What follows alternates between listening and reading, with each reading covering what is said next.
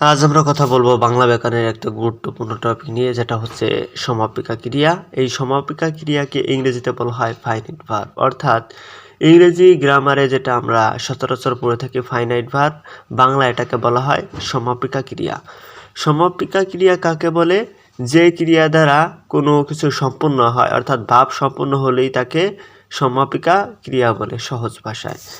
যেমন ভালো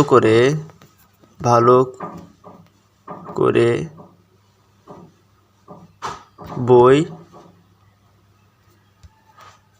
পড়বে, ভালো করে বই পড়বে। এখানে দুটা ক্রিয়া রয়েছে, একটা হচ্ছে ক্রিয়া করে আর একটা হচ্ছে পড়বে। দুটা ক্রিয়ার যদি লক্ষ্য করো, তুমি যদি এই ভালো করে এটাকে আলাদা করো, ভালো করে এটাকে আলাদা করো, এই অংশটাকে যদি তুমি সারাদিন বলো, সারাদিন বললেও কোনো অর্থ দেবে না বা অধিক অর্থ প্রকাশ করে না, ঠিক আছে।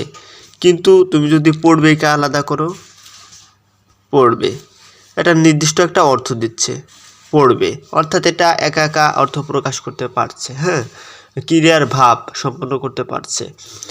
দেখো পুরো সেন্টেন্সটা যদি লক্ষ্য করো যে ভালো করে বই পড়বে, এখান থেকে যদি তুমি এই পড়বে ক্রিয়াটা উঠায় দাও, তাহলে সেটা ভালো করে বই এটা কি কোনো অর্থ দেয় না। এ কারণে এই করেটা হচ্ছে অসমাপিকা ক্রিয়া, ঠিক আছে।